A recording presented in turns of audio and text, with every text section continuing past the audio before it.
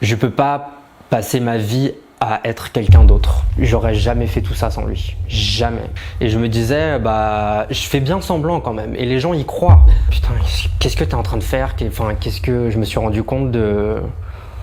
Dans quoi je me suis lancé? C'est quelqu'un qui m'a beaucoup touché. Je parle pas physiquement, hein, mais... Aussi. Non, j'en sais rien. Non. Mais... Au début, je me dis, est-ce que je fais semblant de pleurer? Est-ce que... Avec tous les combats, tous les antidépresseurs, toutes les thérapies, tout ce que j'ai pu essayer en tant que Julien dans mon passé n'a absolument pas fonctionné. Est-ce que tu crois que tu as déçu quelqu'un?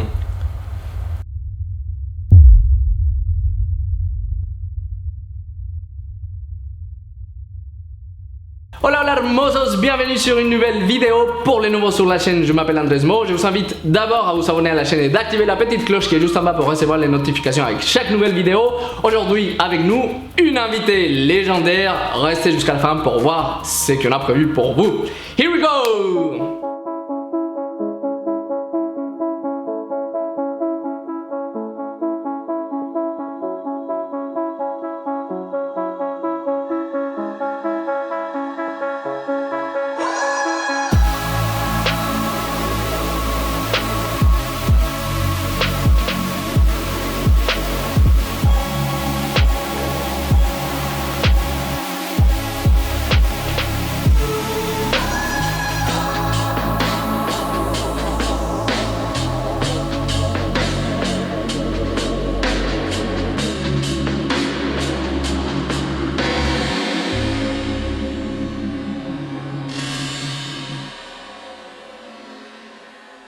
Hermosos, avec nous aujourd'hui une invitée légendaire, un être humain merveilleux, une drag artiste au top du top. Ce soir, sur la chaîne d'Andrés Mo, Freya Core. Bonjour. Bienvenue chérie, comment ça va? Merci à toi de me recevoir sur ta chaîne YouTube. C'est moi qui est trop content que tu sois là et que tu aies accepté cette invitation. Comment ça va? Comment tu te sens aujourd'hui? Ça va, ça fait très longtemps que je me suis pas maquillé et que je n'ai pas tucké. Donc la douleur est réelle, comme on dit. L'expérience est là, le sentiment... Mais ça rappelle des souvenirs, on est nostalgique de l'ancien temps, on pouvait sortir encore en drag queen. Non mais ça fait du bien de se sentir un petit peu femme, ça fait très longtemps maintenant parce que même si on se maquille un peu chez soi... T'es belle, t'es magnifique, t'es toujours au top du top, ça... J'ai voulu faire un petit effort, voilà. Bon, c'est quelque chose de naturel, simple... Tout. Naturel, toujours naturel. Bon, ma chère Freya, ton arrivée dans les dragues a été de manière particulière, assez touchant à mes yeux, parce que je connais un petit peu l'histoire. Entre larmes, courage et beaucoup de détermination, à quel moment tu décides de donner vie à Freya Core? Alors au début c'était quelque chose d'assez passif, c'était quelque chose que je regardais un peu de loin, j'avais des étoiles dans les yeux, j'étais un peu comme tout le monde maintenant, je regardais le drag comme une forme d'art complet qui avait la danse, le maquillage, la personnalité, la scène et j'admirais tout ça mais j'avais tellement pas confiance en moi que je pensais pas du tout pouvoir faire ce que j'ai fait jusqu'ici. Et au tout début c'était compliqué parce que je viens de banlieue parisienne, j'ai pas été dans un contexte assez propice, on va dire, à la communauté queer, LGBT, aux drag queens, à la visibilité que maintenant je connais. Et quand j'ai rencontré ma mère drag nommée, il y a de cela quelques années, qui me paraissent être des vies antérieures c'est vraiment une autre époque. À l'année drague, ouais, ça fait... C'est ça, j'étais quelqu'un de complètement différent, tellement jeune, tellement perdu. T'avais quel âge à ce moment-là? Là, je te dis même pas. Je ne saurais te dire, ce serait Je pense que j'étais à la fin du lycée, début d'université. Donc c'était vraiment, j'avais même pas 20 ans quoi. J'avais 18, 19 ans, j'étais encore un petit bébé. Et bon, j'ai pas 30 ans non plus maintenant, mais quand je l'ai rencontrée, j'avais des étoiles dans les yeux, comme je t'ai dit, je la voyais sur scène, je me mettais tout devant pour la regarder, tout ça. Et jusqu'au moment où on s'est rencontrés, on a commencé à se voir en dehors des soirées. Puis on a commencé à parler de si j'aimerais bien faire drag queen, si j'aimerais bien. Et au début, j'étais vraiment, j'avais peur. T'avais peur de quoi exactement? J'avais peur du regard des gens. J'avais même pas fait mon coming out encore, que je me suis dit si j'ajoute encore un truc genre gay c'est quelque chose, mais drag queen c'est vraiment genre le step en plus, ouais. Voilà. Donc j'avais encore honte du regard des gens. J'avais peur de la réaction de ma famille. J'avais peur même de mes amis qui connaissaient pas cette facette de moi. À quel moment, comment ça commence à s'affirmer chez toi, à l'intérieur de toi? Au final, la manière dont moi je l'ai ressenti, c'est Freya qui l'a affirmé. C'est pas vraiment moi. C'est-à-dire que j'étais tellement dans une sorte de phase de déni, je contrôlais pas vraiment cette envie vraiment pure de vouloir monter sur scène et faire du drag parce que ma danse c'était ma passion avant. Et c'est Freya qui est venue d'elle-même en fait, je me rendais pas compte au début. Je commençais à acheter mes premiers make-up sur internet, mes premières perruques, mes premières tenues à sauce à 19,99 €, voilà, que je cachais sous mon lit pour pas que ma mère les voie. Et je pense qu'au bout d'un moment, je me suis juste rendu compte, putain, qu'est-ce que t'es en train de faire? Qu'est-ce que je me suis rendu compte dans quoi je me suis lancé? Dans quoi, qu'est-ce que je suis en train de faire? Est-ce que je vais pouvoir vraiment mettre une limite au chemin dans lequel je suis en train d'emprunter directement? Oui. Et je savais pas du tout ce que je faisais au début. Je me laissais emporter parce que Nomé c'est quelqu'un qui est très solaire, qui est très chaleureux. Elle m'a donné envie, tu vois, elle m'a tenté, elle m'a dit vas-y monte sur scène, exprime-toi. Je vois que tu es en train de te renfermer sur toi-même, alors exprime-toi. Ce que je savais pas faire à l'époque. Mais c'est vraiment Freya qui a donné le ton. Elle s'est libérée d'elle-même et elle m'a libéré sur le chemin, quoi. Justement, tu me parlais tout à l'heure, avant Freya Core, avant tout ça, qu'est-ce que tu faisais avant d'être Freya Core? Alors déjà, j'étais encore dans le placard. Je m'assumais pas du tout. Tu étais dans les placards, ça veut dire tu étais avec des filles? Oui, je n'assumais pas encore cette part d'homosexualité, même de féminité en moi. La féminité, je voulais justement m'en débarrasser. Ouais. Par rapport à quoi exactement? Quand j'ai grandi, j'ai commencé à avoir un peu des petites manières, j'avais pas une voix très masculine, j'avais pas des... Comme beaucoup d'entre nous, hein, voilà, mais j'avais pas de passe-temps masculin, j'aimais pas le foot, j'aimais la danse, j'aimais les comédies musicales, j'aimais le dessin, tout ce qui était de l'artistique. Et donc j'ai très vite été catégorisé dans le gay de service, on va dire ça poliment. Et en grandissant, du coup, je suis resté un peu avec ça dans la tête. Ça a été un peu le traumatisme un peu de l'adolescence où je voulais vraiment pas être ce que les gens voyaient de moi, quoi. Et il était temps pour moi, au bout d'un moment, de penser à ce que je voulais faire de ma vie, à la personne que je voulais être. Et si j'avais envie de passer à côté, justement, de mon existence, en fait, de la vie est trop courte. Et je me suis dit, je commençais à me rendre compte en fait que je peux pas passer ma vie à être quelqu'un d'autre. Bon, ce que je fais maintenant, mais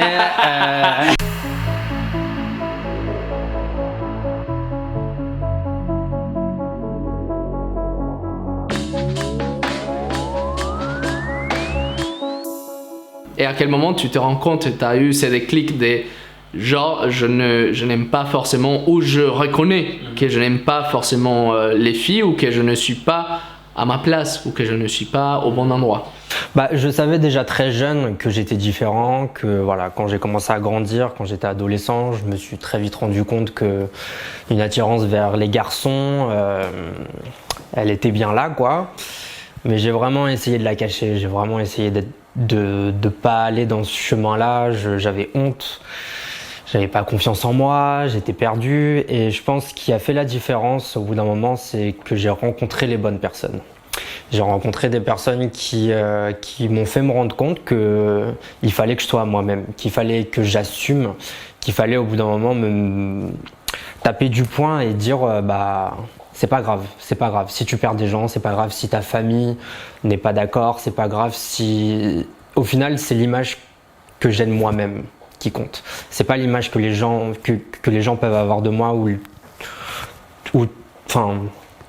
C'est compliqué à expliquer. Ouais, non, mais c'est très interne, c'est très. Oui, je comprends. Mais est-ce que tu as eu peur de perdre justement quelqu'un de ta famille? Est-ce que ça te. J'ai eu peur de perdre tout le monde. J'ai eu peur de. T'as peur qu'on t'aime pas, qu'on t'accepte pas? Ouais, parce que j'avais déjà un peu l'impression que j'étais tout seul. Parce que personne ne me comprenait, parce que personne ne voyait au travers en fait. Et je me disais, je fais bien semblant quand même. Et les gens y croient, tu vois. Tu te dis, en fait, je peux faire comédien dans la vie tellement je fais semblant, tellement je suis quelqu'un d'autre et personne. Enfin. On croit que personne ne se rend compte. Voilà, oui. C'est ça. Mais et donc je pense que ça a un peu renforcé mon idée de il faut pas que je le dise.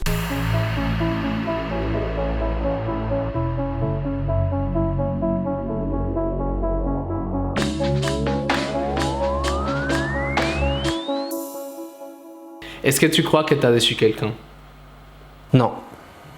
En sortant du placard? Non. Non, et ça, jamais. Jamais. Et c'est ça le plus beau cadeau au final, je pense, et c'est pour ça que j'ai été très chanceux. Mais ça a été des années de réflexion, de questions, de savoir pourquoi je disais rien, pourquoi j'étais comme ça, pourquoi j'avais ce caractère très renfermé avec ma famille, mais qu'avec mes amis je pouvais être je pouvais être n'importe quoi, tu vois. Et de se rendre compte en fait après toutes ces années, après toute cette expérience, après je suis encore jeune, mais je sais que ma famille, ils m'ont dit qu'ils étaient fiers de moi. Ils m'ont dit qu'ils étaient fiers de moi parce que j'avais avoué qui j'étais en tant que personne faisant partie de la communauté LGBT. Ils étaient fiers de moi quand ils m'ont vu pour la première fois sur scène en drag queen. Ils sont fiers de moi pour assumer qui je suis. Et aujourd'hui, quand tu regardes ces passés-là, et comment tu te sens vis-à-vis de tout ça? En fait, moi, mon expérience, là, toutes les années qui sont derrière moi, ça m'a juste montré qu'il y a quelque chose après. Si on n'a pas les choses maintenant qu'on aimerait avoir, comme notre famille ou des gens qui nous aiment, pour qui on est, tout ça, ça viendra. Ça viendra. Faut toujours laisser un peu plus, faut toujours résister. Et c'est ça qui fait que... Et je pense que c'est beaucoup le cas quand même dans notre communauté. Oui, c'est sûr. On est une communauté au final qui certes souffre beaucoup des discriminations, mais qui au final, on est toujours là. Oui, on est toujours là vois. et on est, enfin, pas tout le monde, mais il y a une énorme partie qui est très soudée, Oui. qui est très très très forte, parce que quoi qu'il arrive, je pense qu'on est des vrais battants. Enfin, on est des combattants là. Enfin, quoi qu'il arrive, chacun dans son chemin, chacun dans sa vie, mais on s'est toujours battu et rien que d'être là, présent, de dire je m'accepte tel que je suis, où j'ai eu au moins le courage et la détermination de dire c'est ça, soit vous m'aimez, soit vous m'aimez pas, mais je vais vivre ma vie. Ça, déjà, je trouve que c'est un accomplissement humain très très très grand.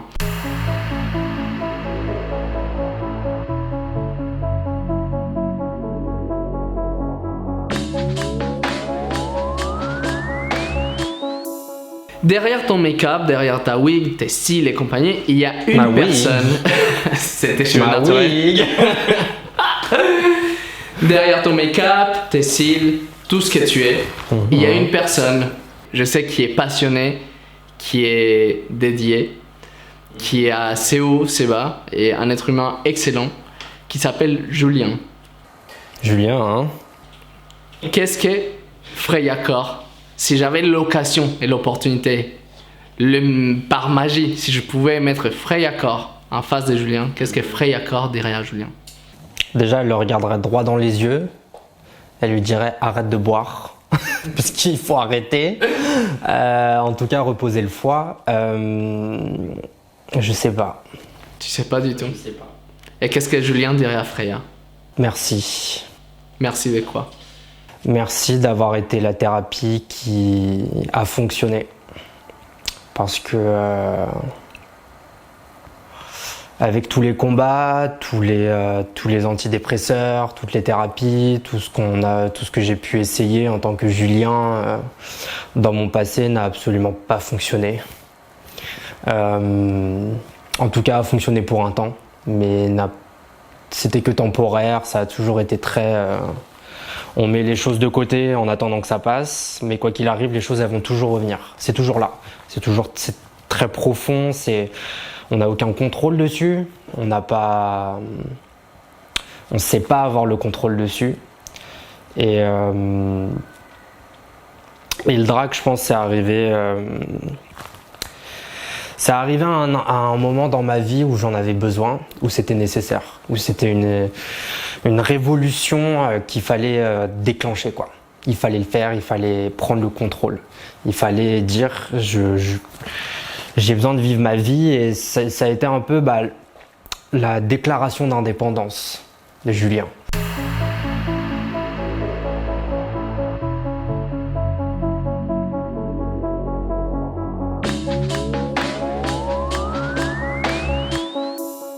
Dis-toi qu'aujourd'hui, il y a aussi 2 personnes qui ont envie de te dire quelque chose. Commence pas à mettre des vidéos bizarres aussi. Hello, un gros message d'amour pour mon amour, my baby boo, Freya Koch. I met her a long time ago, quand j'étais encore, tu vois, jeune. And she gave me a lot of power. She's amazing. She's working it hard. And I will tell you, honey, you're a star. You're an icon, and you're gonna make it happen. You're gonna just fuck it up. Thank you so much for being here and for giving me all the power to you leading it. And thank you for the inspiration. Elle est folle. Et on a une deuxième personne qui est là, qui a envie de t'adresser à moi. J'espère que tu vas bien. Donc voilà, on m'a cette fois demandé à moi de faire une petite vidéo, et comme tu le vois, j'ai fait un tout petit look léger. Tu dois le reconnaître, c'est inspiré du petit bourriquet. Ouais, je sais. Donc voilà, que dire Julien, Freya Koch, que dire de toi si ce n'est que t'es arrivé un peu de manière improbable dans ma vie. Ça a été un peu la course, genre tout s'est enchaîné très très vite.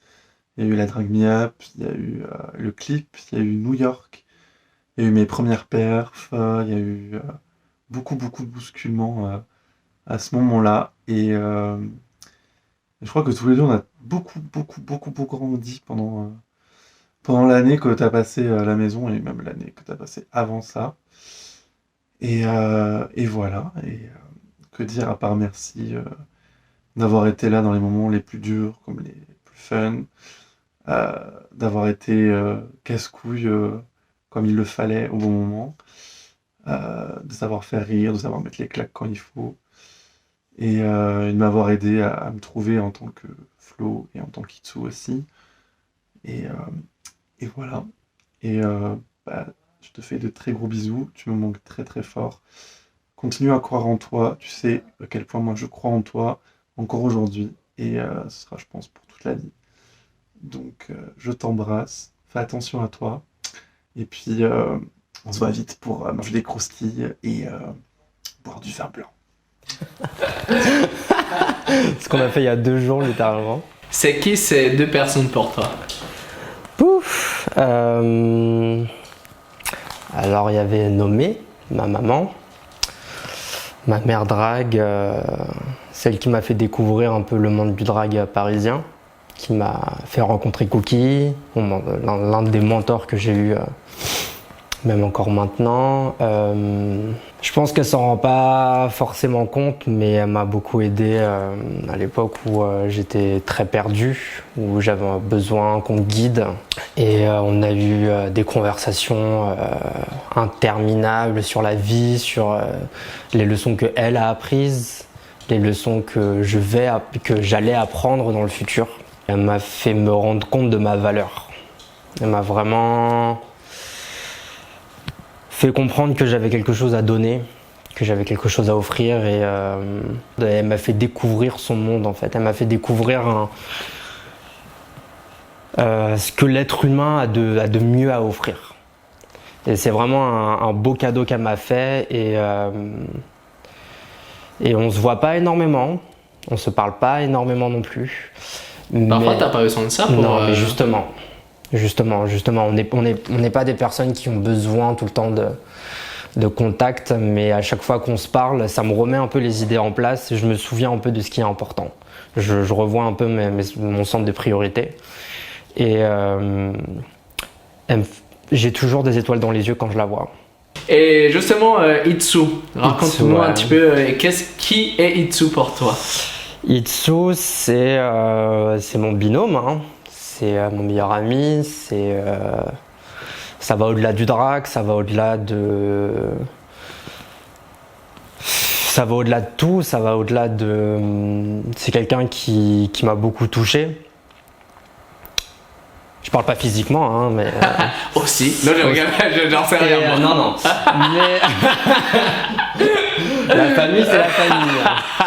Mais oui, c'est mon frère, c'est ma sœur, c'est ma famille. Ça transcende un peu toutes les relations que j'ai pu avoir dans ma vie. C'est quelqu'un qui m'a beaucoup aidé, c'est quelqu'un que j'ai beaucoup aidé, qui a le cœur sur la main. C'est la meilleure personne que je connaisse. Il y a un degré de gentillesse qui dépasse tous les plafonds. C'est vraiment quelqu'un qui donne et qui n'a pas toujours reçu. Et c'est un peu un cœur brisé qu'on a envie de remettre en place et de lui donner tout l'amour que lui donne. Et c'est...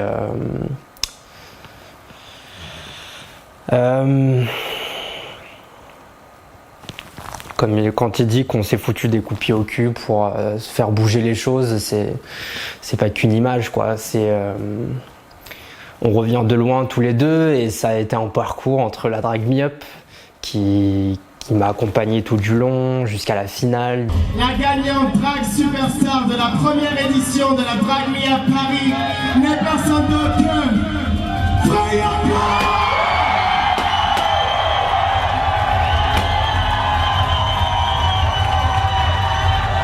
Et avant que je partage tout ça avec ma famille, avec mes amis proches, tout ça, c'était la personne qui était là. C'était la personne. Elle était là tout le temps. Avant que je monte sur scène, elle me tenait la main, elle me disait « tu vas tout déchirer ». Quand je descendais de scène, elle m'a dit « t'as tout déchiré ». C'était encore mieux que les dernières fois. C'était « crois en toi, crois en tout ça ». Et j'aurais jamais fait tout ça sans lui. Jamais. Que ce soit la Drag Me Up, que ce soit le Légendaire, le clip de Légendaire, que je sois encore là maintenant. Et c'est fou quand même de dire que juste une personne a un peu changé la donne pour toi. Mais ça a été le cas pour moi et je suis très chanceux d'avoir quelqu'un comme ça dans ma vie. Et comme il a dit dans la vidéo, je pense que on sera toujours là l'un pour l'autre, que ce soit maintenant ou demain ou toujours, quoi.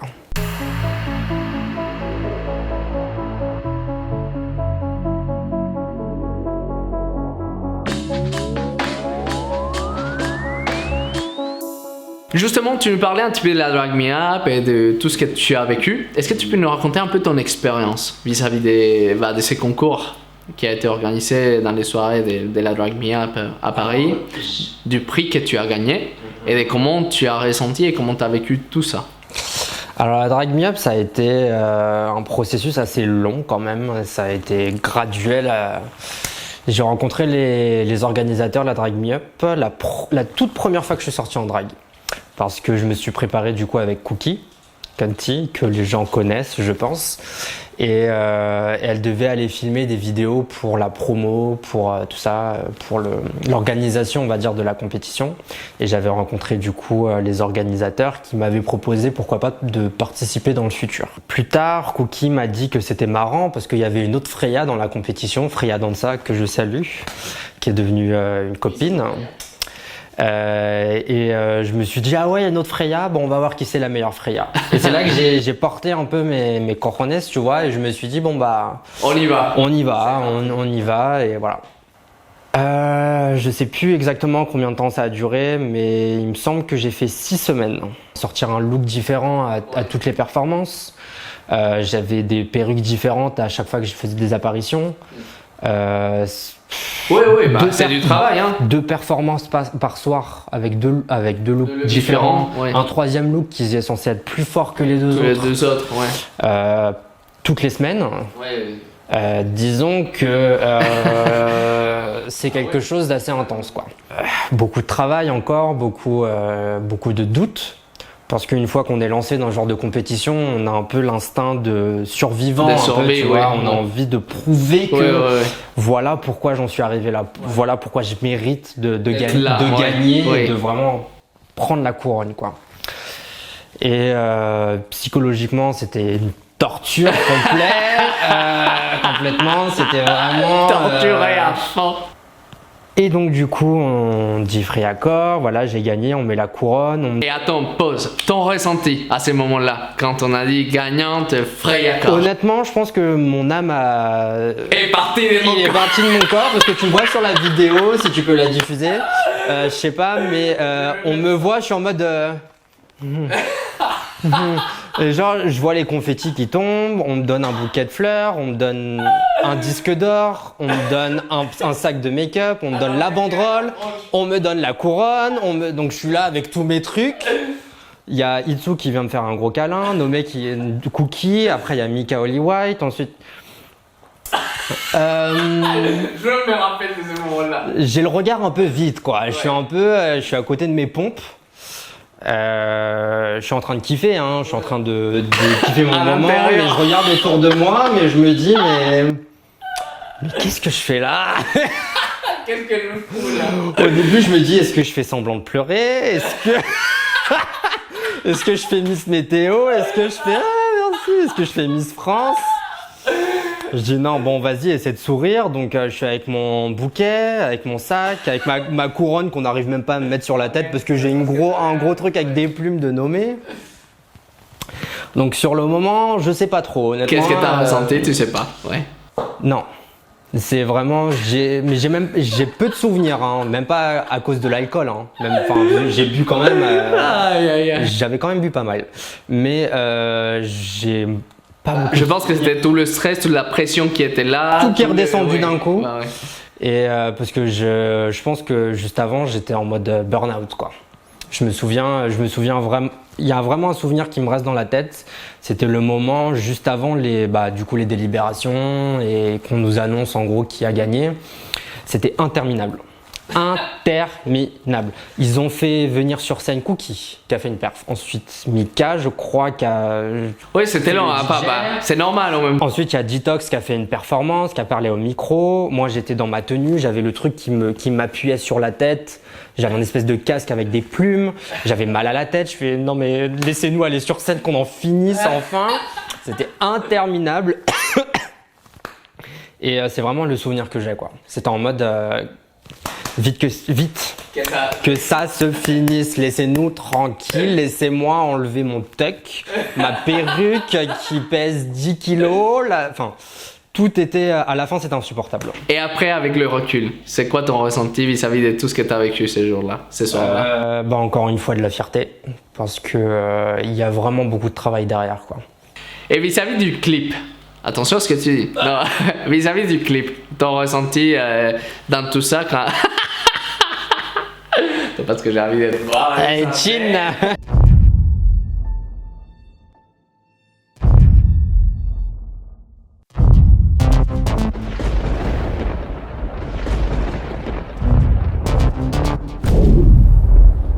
Déjà, pour les gens qui n'ont pas remarqué encore, je ne suis pas chanteur ou chanteuse ou quoi que ce soit, je ne fais pas de chorale ou autre. Donc l'idée de faire un single au début, ça m'a fait très peur parce que c'est pas du tout mon champ d'expertise, on va dire ça comme ça. Et au final, après maintes discussions avec les producteurs et les organisateurs de la Drag Me Up, je me suis rendu compte que c'était quand même une belle opportunité. Qu'il fallait pas refuser parce qu'on n'a pas tout le temps les moyens, l'occasion, l'occasion, et ça coûte hein, quand même. Exactement. Et donc tu t'es dépassé quoi qu'il arrive. Voilà, j'ai décidé d'accepter et donc on est allé en studio, on a enregistré tout ça et pour moi je pensais que ça s'arrêtait là. Mais rien n'est jamais terminé avec la Drag Me Up et jusqu'au moment où on a commencé à parler justement d'un clip éventuel. Et là je me suis dit ah ouais faut faire un clip en plus. Bah écoutez oui allons-y hein, tant qu'à faire si on a fait le single on va pas s'empêcher de faire un clip. Et au début c'était juste des discussions. Par rapport au pitch, au costume, aux perruques, à qui on veut dedans, qui on veut pas, comment on s'organise, qui le tourne, qui le tourne pas, l'argent, pas l'argent. Au final, je me dis putain, quand je me suis embarqué encore, qu'est-ce que ça va donner, qu'est-ce que ça va me mettre encore un stress par-dessus, je vais me taper les plaques d'eczéma sur le bras pendant au moins 6 mois encore, ce qui est arrivé. Et jusqu'au moment où j'avais cette idée depuis longtemps de faire un projet sur le thème d'Alice au Pays des Merveilles. Et donc je me dis bah pourquoi pas si c'est l'occasion, s'il y a quand même s'il y a un budget, s'il y a l'envie de le faire, l'opportunité, autant le faire maintenant. Autant profiter de vraiment prendre tout le potentiel qu'il y a et le monter au plus haut, le plus haut qu'on puisse quoi. Et donc on a été mis en contact. Mr. Andresmo. Avant. Et donc bah du coup on en a T'es parlé. tombé dans les mains d'un super réalisateur. Voilà. Non, regarde. Oui, non, mais. Non, c'est vrai. Et donc du coup on a discuté, ça s'est fait. Bon, tu te souviens, hein, c'était. Moi personnellement, j'avais bien vécu. J'ai vécu une belle aventure avec toi, enfin avec l'équipe, avec Manu. Ah, moi aussi. Bisous pour eux aussi. Non, oui. Mais ce que je veux dire par là, c'est que pour moi, le clip, quoi qu'il arrive, ça s'est fait dans le respect de ce que toi tu voulais aussi.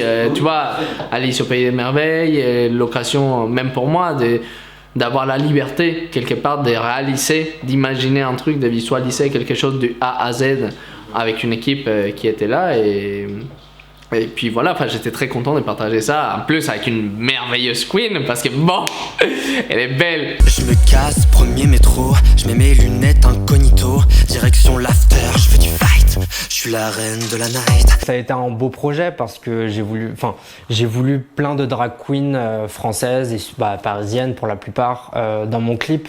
On a tourné avec It's So Blue.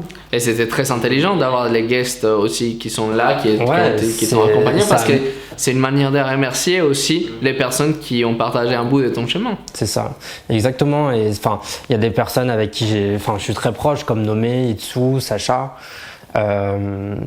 Lola aussi, des queens que j'admire énormément comme Shigo et Parisaire. Il y a énormément de monde, même dans la figuration, des personnes que je connais depuis des années maintenant, qui ont voulu participer pour pouvoir vraiment qu'on ait cette espèce d'esprit de sororité, un petit peu on va aider la copine à faire un beau clip, à avoir un projet de qualité, on va s'amuser, on va tout ça. Je dis pas que c'était pas fatigant. Je dis pas que courir dans un champ pendant toute la journée, avoir des allergies juste après, c'était une partie de plaisir. Je suis tellement désolé, mais cette prise, je la voulais. Ça méritait qu'on utilise le truc. À l'image, ça rend beau, heureusement. Et donc du coup, la fin du clip, une fois que ça s'est fini, tu l'as bien vécu. Quand tu l'as vu, qu'est-ce que tu as ressenti? Je l'ai bien vécu dans le sens où le stress était évacué. Voilà, c'était fait, le projet était clôturé, on allait même s'il y avait quand même une petite attente de savoir ce que les gens allaient en penser. Il y avait quand même une satisfaction de on est allé jusqu'au bout. On a fait tout ça, quoi. Sur tous les jours de tournage qu'on a fait, toutes les personnes qu'on a fait venir, l'argent dépensé, les costumes, l'investissement psychologique aussi. Ah oui, de tout le monde, que ce soit devant la caméra ou derrière la caméra. Tout le travail, j'ai jamais bossé sur quelque chose aussi intense personnellement. Et une fois qu'on le voit,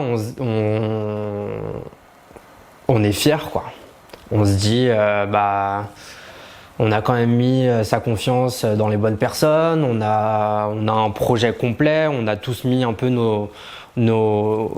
notre vision des choses dedans, tu vois, notre vision artistique. Oui, c'est pas juste une direction artistique, tu vois, c'est plein de une construction collective, hein. C'est ça, et au final, c'est ce qui fait un peu la richesse, un peu la diversité du produit fini, et c'est un truc que que certes que j'ai partagé avec énormément de monde, mais que j'ai pour moi personnellement, intimement au final, où je sais que bah, si un soir je me sens pas forcément très bien, je vais mettre dans mon lit, je vais mettre sur mon téléphone, je vais aller sur YouTube, je vais regarder les clips et je me dis bon ça va, je suis pas une merde en fait, je suis pas qu'une merde comme je le pense, ou enfin je suis capable de faire des projets comme ça quoi, je suis capable d'aller jusque là alors qu'au tout début jamais de la vie, jamais j'aurais pensé pouvoir faire ça.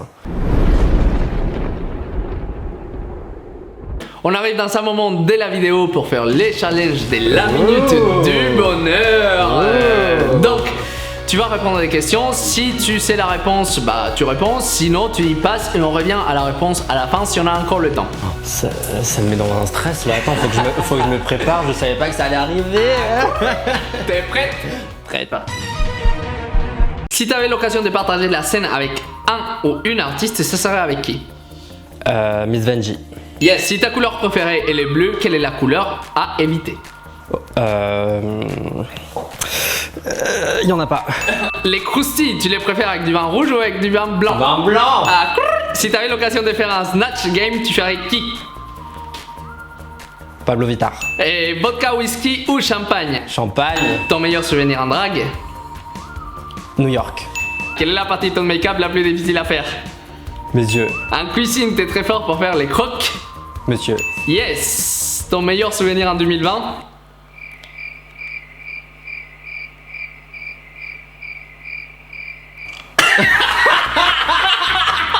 Parfait. Ta chanson préférée pour faire du lip sync? Bousinade de Pablo Vittar. Yes, girl. Bisous. Merci, rideau. Clac. Bon ma chère Freya, merci beaucoup d'avoir partagé cette interview avec moi. Pour les gens qui nous regardent aujourd'hui, où est-ce qu'on peut te retrouver, même si, bon, tu aimes pas trop les réseaux sociaux? Où est-ce qu'on peut te voir? Ça viendra. Suivez-la quand même. Vous pouvez me retrouver sur Freya Core, Freya-Core, K-O-R. Instagram, ouais. Sinon, je suis sur aucun autre réseau social. Parce que Twitter, c'est pour les haineuses et Snapchat, c'est mort. Bon ma chère Freya, merci beaucoup d'être là, merci beaucoup d'avoir partagé ce moment avec moi. Tu sais que je t'aime très très fort, enfin je pense que t'as pas besoin que je te le dise, mais je te le dis quand même. Merci beaucoup à vous Hermosos d'avoir partagé cette vidéo avec nous, cet espace, ces moments. On espère que ça soit utile pour vous, pour vos vies, que vous ayez vraiment pris un petit peu de tout ça pour avancer dans votre chemin. Regardez cette belle queen, cette paillette. Elle s'est fait belle juste pour vous ce soir. Merci beaucoup à vous. On se retrouve la semaine prochaine. Je vous invite à vous abonner à la chaîne et d'activer la petite cloche qui est juste en bas pour recevoir les notifications. Aimez-vous tel que vous êtes. Soyez bienveillants. Et si quelqu'un ne vous aime pas, bah tant pis pour lui. Les râleurs, qu'il râle, chérie. Bye. À la semaine prochaine. Bisous, bisous, Hermosos. Bisous, ma belle Freya.